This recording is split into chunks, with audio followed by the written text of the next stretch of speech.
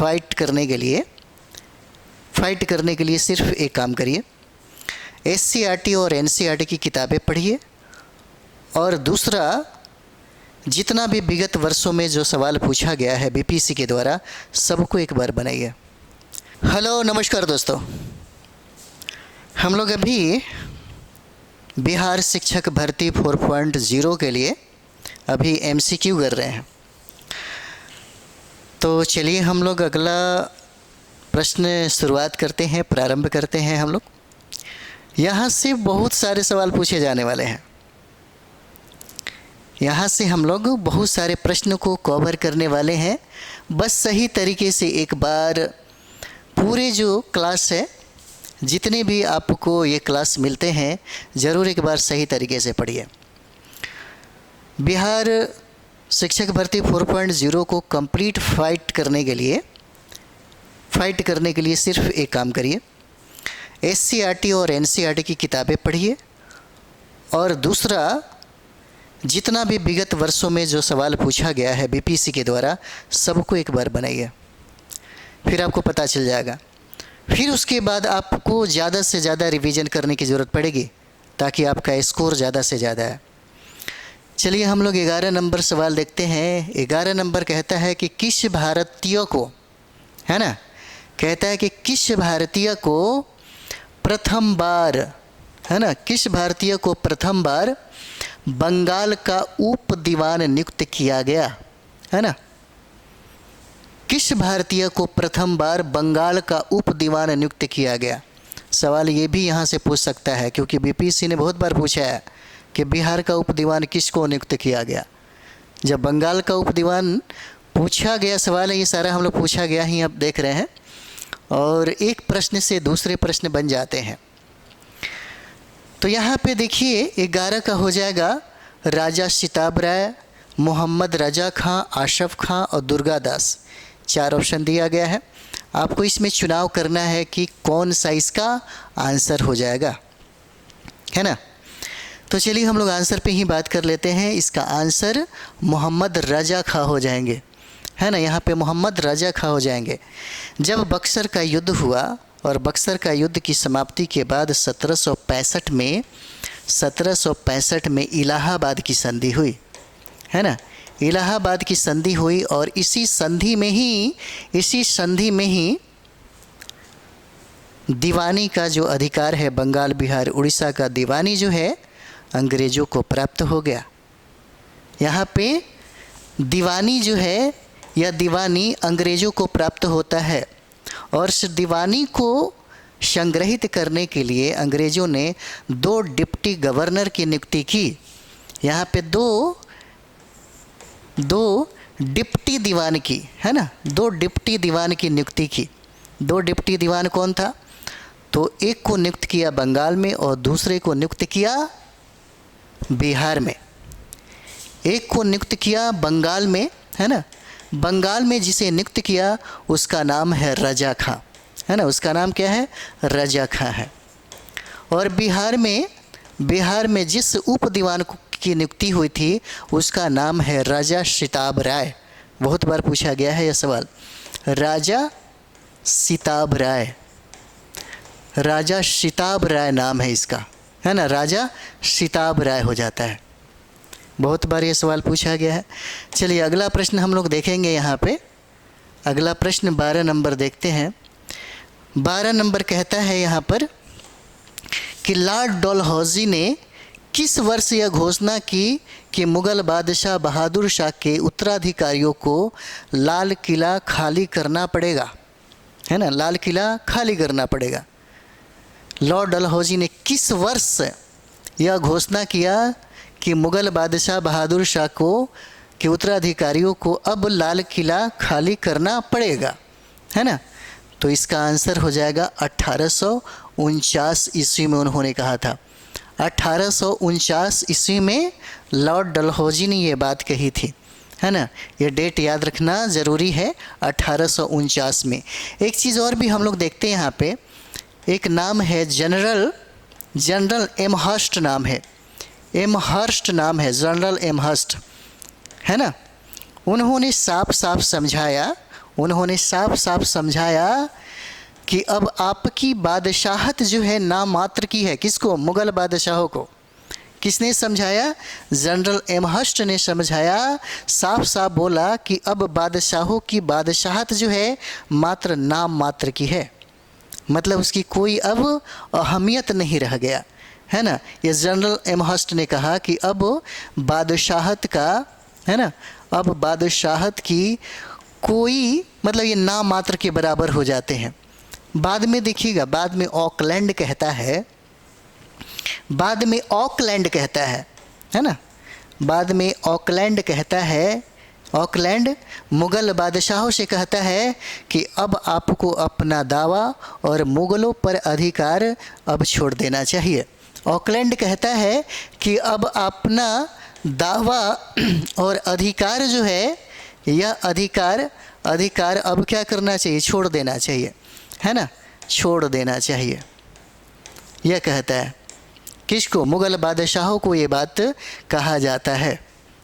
डलहौजी कहता है कि अब मुग़ल बादशाहों की जो बादशाही है ना, यानी कि बादशाह की उपाधि छोड़ने पर मजबूर कर देता है मुग़लों को, है ना। चलिए आगे हम लोग बढ़ते हैं, अगला प्रश्न देखेंगे। 13 नंबर सवाल देखते हैं। 13 नंबर सवाल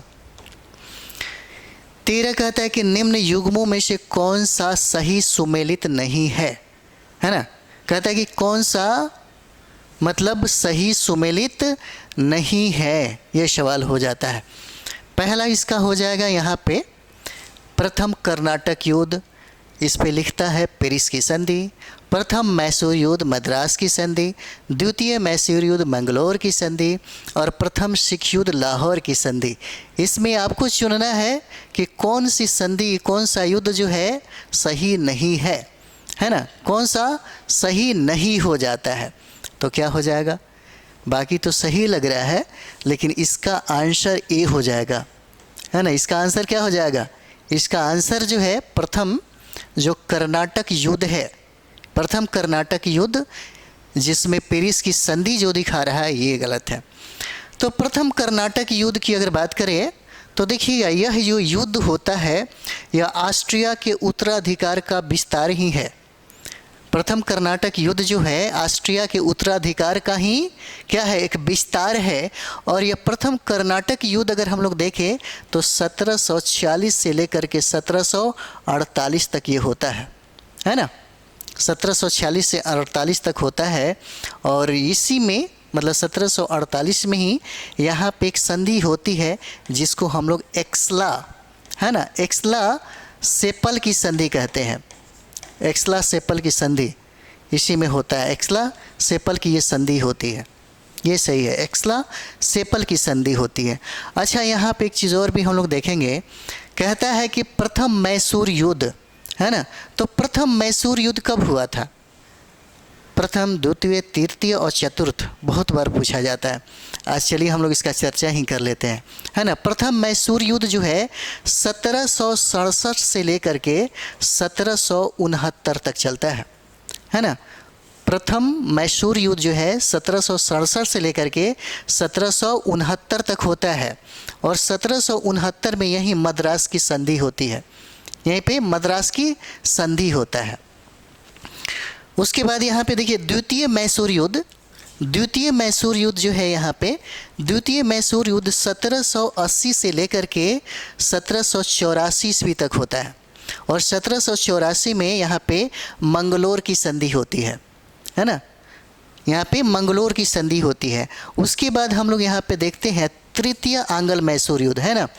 तो तृतीय आंग्ल मैसूर युद्ध जो है, तृतीय आंग्ल मैसूर युद्ध देखते हैं। तृतीय आंग्ल मैसूर युद्ध ये होता है 1790 से लेकर के 92 तक चलता है।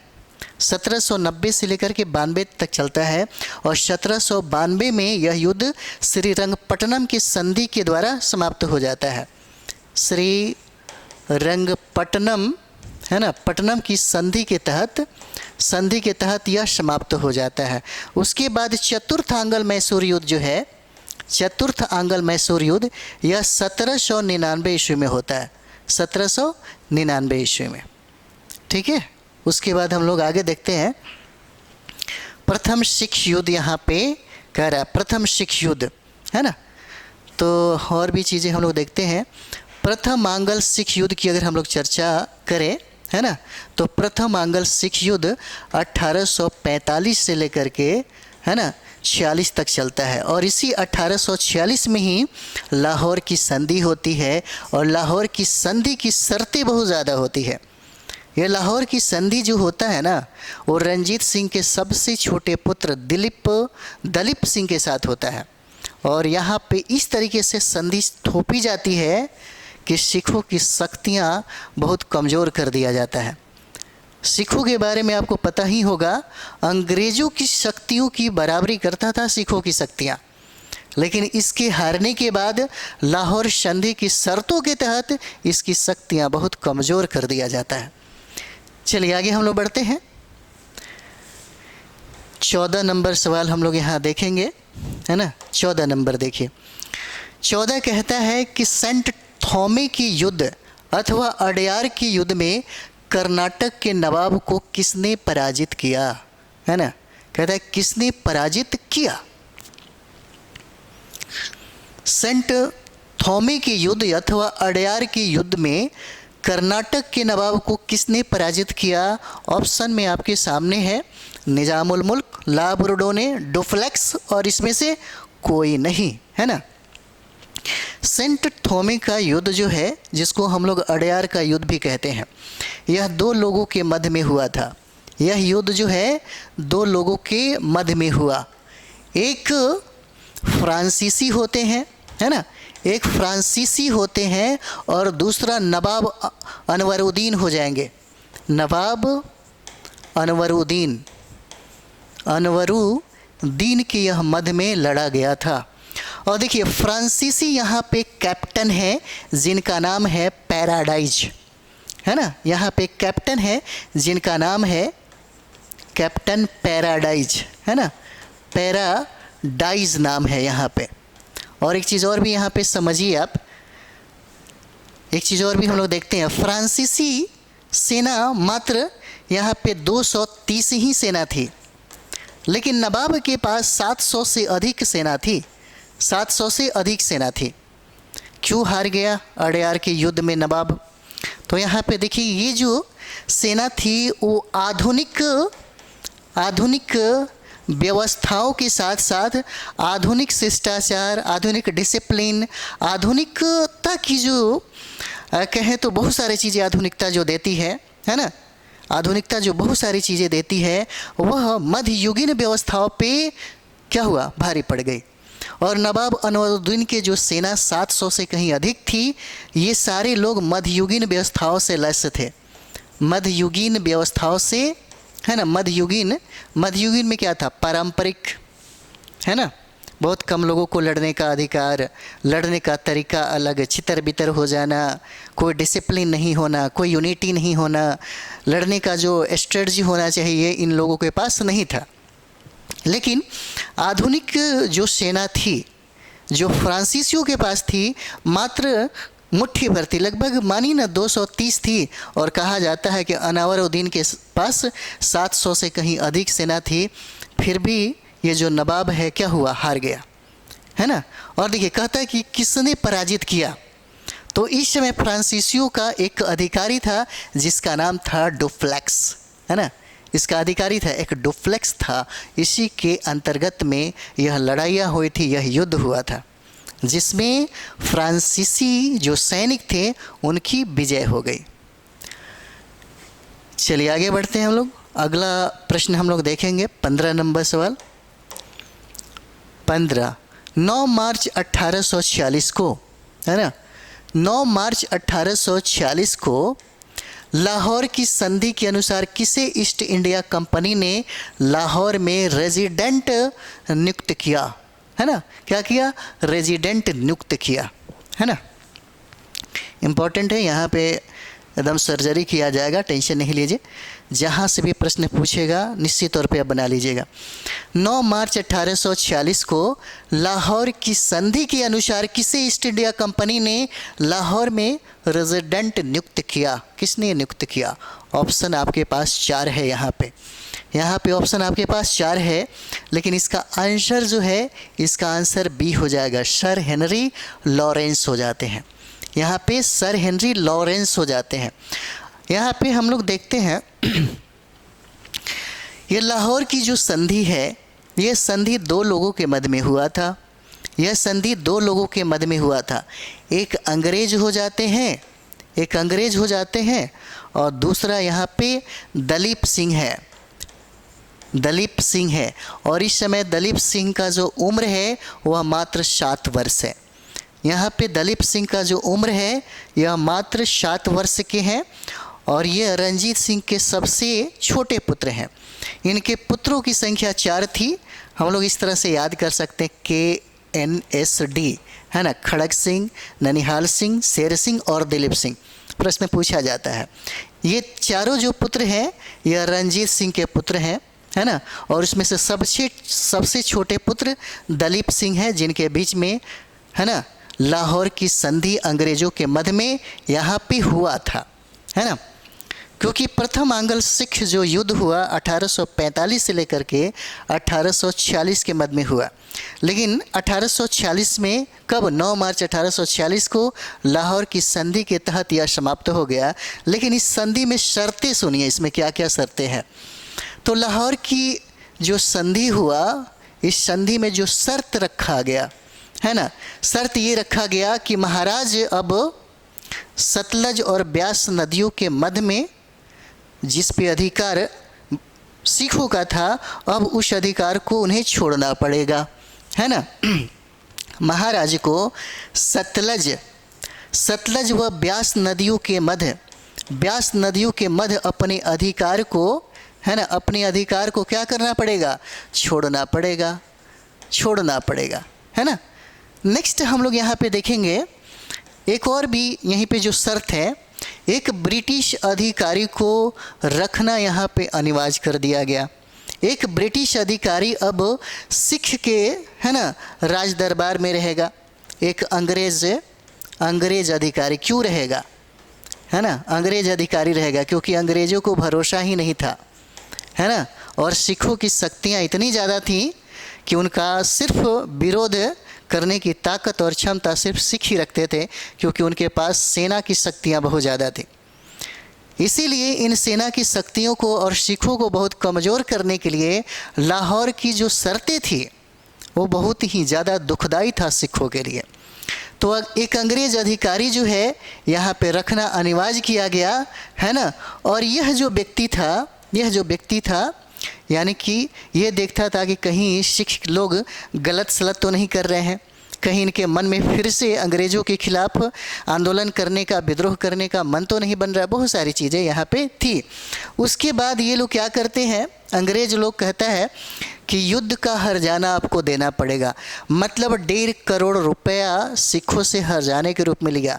मतलब 15 मिलियन, यहाँ पे देखते हैं 15 मिलियन जो रुपया है सिखों से इन लोगों ने लिया। लगभग 1.5 करोड़, है ना, लगभग 1.5 करोड़ रुपया इन लोगों ने क्षतिपूर्ति लिया। किससे? सिखों से। इतना ही नहीं, यहीं पे शाह सुजा से जो कोहिनूर हीरा रंजीत सिंह को प्राप्त हुआ था, दलीप सिंह के द्वारा यह कोहिनूर हीरा फिर से अंग्रेज़ों को सौंप दिया जाता है यहीं पे। इसके बाद फिर से दोबारा कोहिनूर हीरा जो है भारत लौट के नहीं आया आज तक। अंग्रेज़ों को यहीं पे कोहिनूर हीरा जो है दलीप सिंह के द्वारा अंग्रेज़ों को सौंप दिया जाता है, यहीं पे सौंप दिया जाता है, ठीक है। और एक चीज़ और भी है यहाँ पे, अंग्रेजी सेना में 12,000 घुड़सवार, है ना, और 25,000 पैदल सैनिक, है ना, पैदल सैनिक ही सिर्फ रखने की अनुमति मिलती है, इतना लिमिट में कर दिया जाता है। और एक और भी है, इन शर्तों में एक और शर्त था कि बिना अनुमति यानी कि बिना अंग्रेज़ों के अनुमति लिए आप अपनी सेवा में किसी भी अंग्रेज, किसी भी यूरोपीय और किसी भी अमेरिकन को शामिल नहीं कर सकते। ये इनकी सेवा में, मतलब ये शर्तें थी यहाँ पे इनकी क्या थी, शर्तें थी। इतनी सारे शर्तें सिखों पर लाद दिया गया कि सिख बहुत कमज़ोर हो गए और उनकी शक्तियाँ बिल्कुल एकदम कम हो गया। चलिए आगे बढ़ते हैं हम लोग। 16 नंबर देखते हैं। 16 नंबर सवाल है, कहता है कि बंगाल के किस शासक ने कहा था, है ना, बंगाल के किस शासक ने कहा था कि यदि अंग्रेज़ों को बंगाल की भूमि से बाहर किया तो समुद्र में आग लग जाएगी, है ना। क्या कहा, अगर यदि अंग्रेज़ों को बंगाल की भूमि से बाहर किया तो समुद्र में आग लग जाएगी। 4 ऑप्शन है, इसमें बताना है कि आंसर कौन सा होगा। तो चलिए हम लोग आंसर की बात कर लेते हैं।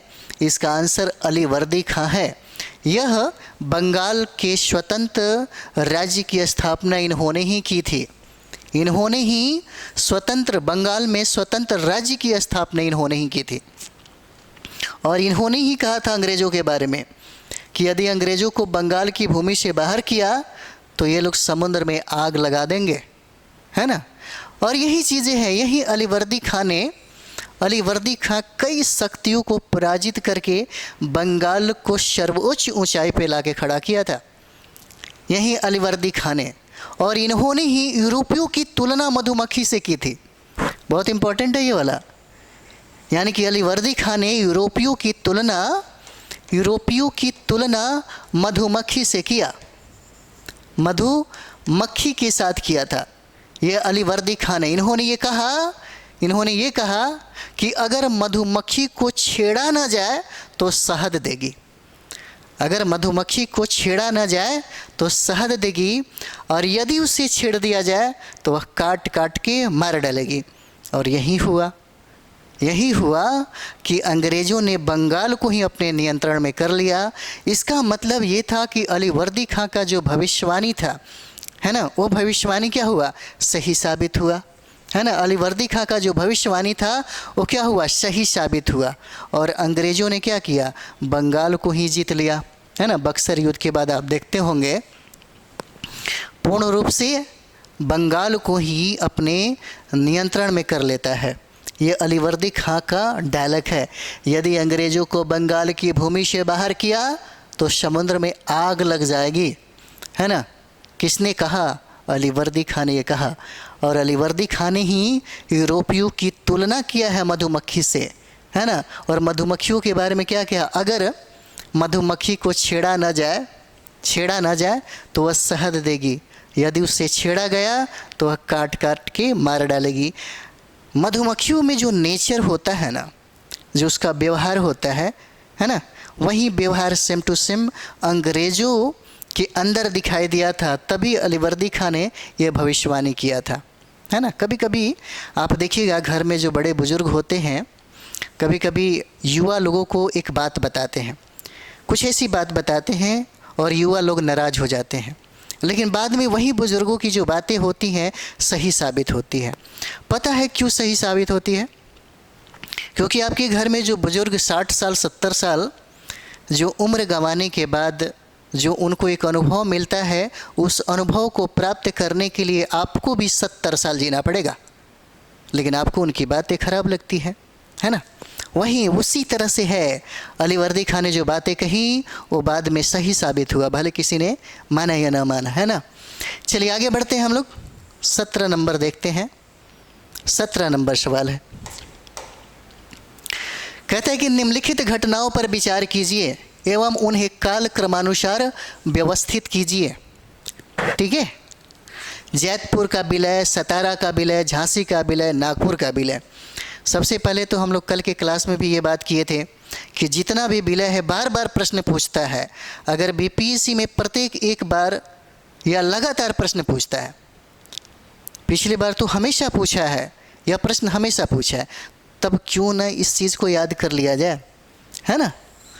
जैसे जैतपुर, यहाँ पे देखिए, जैतपुर का विलय कब हुआ था, है ना। जैतपुर का विलय कब हुआ था?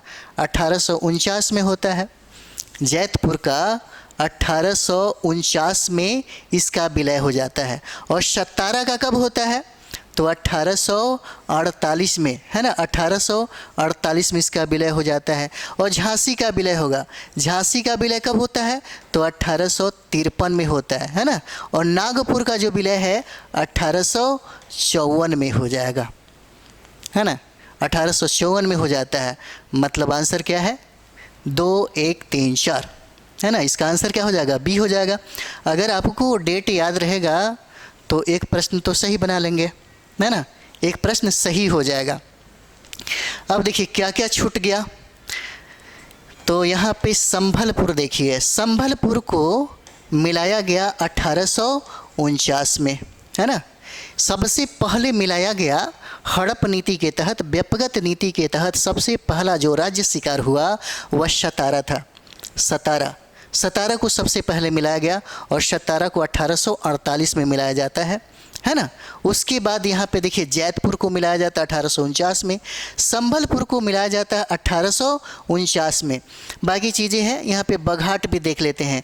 बघाट को मिलाया गया 1850 ईस्वी में, बघाट को 1850 में। उसके बाद उदयपुर को, यहाँ पे उदयपुर को देखिएगा तो उदयपुर को 1852 में मिलाया जाता है।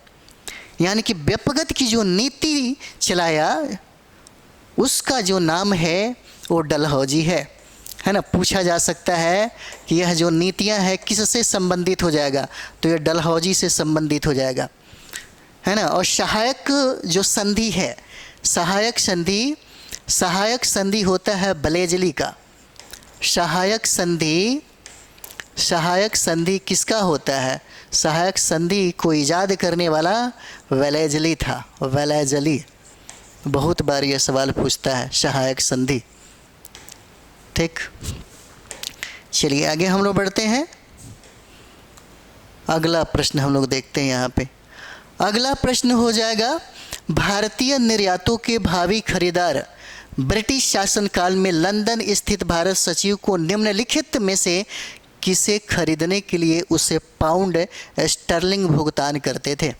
किसे खरीदने के लिए, है ना, किसे खरीदने के लिए पाउंड स्टर्लिंग भुगतान करते थे? 4 ऑप्शन यहाँ पे दिया गया है, उसमें आंसर आपका काउंसलिंग बिल हो जाएगा, है ना। उसमें आपका आंसर ए हो जाता है। यानी कि भारतीय निर्यातों के भावी खरीदार ब्रिटिश शासनकाल में लंदन स्थित भारत सचिव को निम्नलिखित में से किसे खरीदने के लिए उसे पाउंड स्टर्लिंग भुगतान करते थे? तो क्या था वो? काउंसलिंग बिल हो जाता है। इसका आंसर क्या हो जाएगा? इसका आंसर ए हो जाता है। चलिए यहाँ पे और भी चीज़ें हम लोग देखेंगे। व्यक्तिगत का सिद्धांत किस राज्य पर 1852 में लागू किया गया, है ना। कहता है कि व्यक्तिगत का सिद्धांत जो है किस राज्य पर 1852 में लागू किया गया।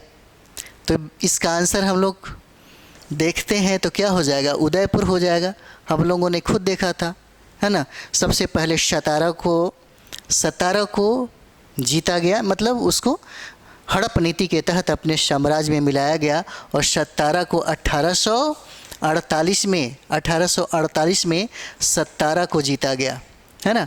और उदयपुर को 1852 में जीता जाता है।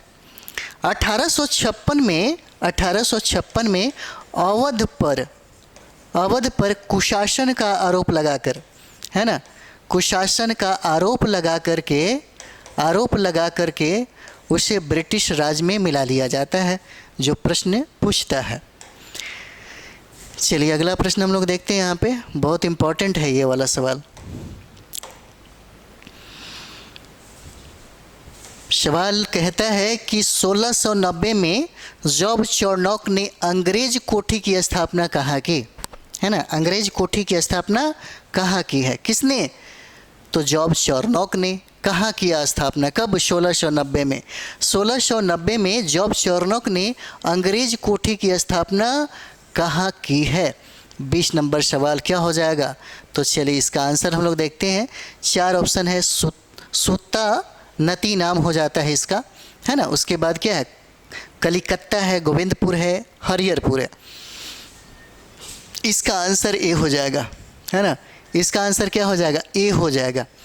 यहाँ पे एक चीज़ और भी देखिएगा, अगर हम लोग बात करें तो 1690 में, यानी कि फरवरी 1690 में अंग्रेज और मुग़लों के बीच में, अंग्रेज, है ना, अंग्रेज और मुग़लों के बीच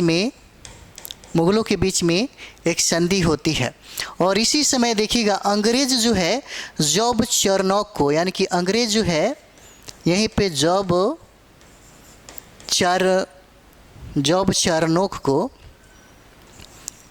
चार्नोक को बंगाल में कंपनी के एजेंट के रूप में नियुक्त करता है ना। जॉब चार्नोक को कंपनी के एजेंट के रूप में बंगाल में इसे नियुक्त किया जाता है इसको यहाँ पे। तब जाकर के जॉब चार्नोक जो है 1661 ईस्वी में 1691 ईस्वी में सूता नती में जगह का नाम है ना, सूता नती में यह अंग्रेजी फैक्ट्री की स्थापना करता है। यहीं पे सूता नती में ही यह एक अंग्रेजी फैक्ट्री की स्थापना करता है। यहीं पे 1691 में सूता नती में अंग्रेजी फैक्ट्री की स्थापना करता है। कौन? जॉब चार्नोक करता है। और जॉब चार्नोक ने 1200 रुपये में, अब ये भी देखिए, जॉब चार्नोक को मात्र 1200 रुपये में, है ना, यहाँ पे देखिएगा 1200 रुपये में बंगाल के सूबेदार अजी मुसान से देख लेते हैं। बंगाल के सूबेदार अजी मुसान से 3 छोटे छोटे जो गांव होते हैं, जो शहर मतलब जो जागीर होते हैं, उसकी जो ज़मींदारी है ना, ये ज़मींदारी प्राप्त कर लेते हैं। अजी मुसान के से ख़रीदता है 1200 रुपये में। वो हो जाएगा सूतानती, है ना, गोविंदपुर, एक हो जाएगा गोविंदपुर, और एक और नाम है जिसका नाम है कलिकत्ता। संयुक्त रूप से जॉब चार्नोक ने इसी को कलकत्ता कहा। और कभी कभी ये भी प्रश्न पूछता है कि कलकत्ता की स्थापना किसने किया? तो यही जॉब चार्नोक के द्वारा किया जाता है। आधुनिक कलकत्ता की स्थापना यही जॉब चार्नोक करता है, जो बाद में इसी कलकत्ता में फोर्ट विलियम कॉलेज की स्थापना हो जाती है ना। यानी कि यहाँ पे देखते हैं 1690 में जॉर्ज चार्नोक ने अंग्रेज कोठी की स्थापना कहाँ की? इसका आंसर क्या हो जाएगा? ए हो जाएगा, है ना। एक अंग्रेजी जो गवर्नर है जॉब चार्नोक को बंगाल का, कहें तो वहाँ पे एक डिप्टी, है ना, यानी कि कंपनी का एजेंट इसको नियुक्त करते हैं। और ये जॉब चार्नोक जो है ये काबिल तो रहता ही है। फरवरी 1691 में सूतानती में अंग्रेजी फैक्ट्री की स्थापना करता है। और बाद में वहाँ के देखिएगा एक रहते हैं सूबेदार जिनका नाम है अजी मुसान, उनसे 1200 रुपये देकर के सूतानती, गोविंदपुर और कलकत्ता की ज़मींदारी वो खरीद लेते हैं।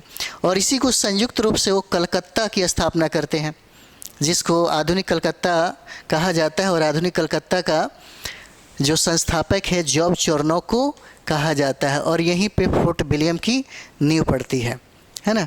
तो ये 20 प्रश्न हम लोगों ने देखा। अगला हम लोग इसी तरीके से, है ना, आगे बढ़ते चलेंगे। बहुत सारा प्रश्न है।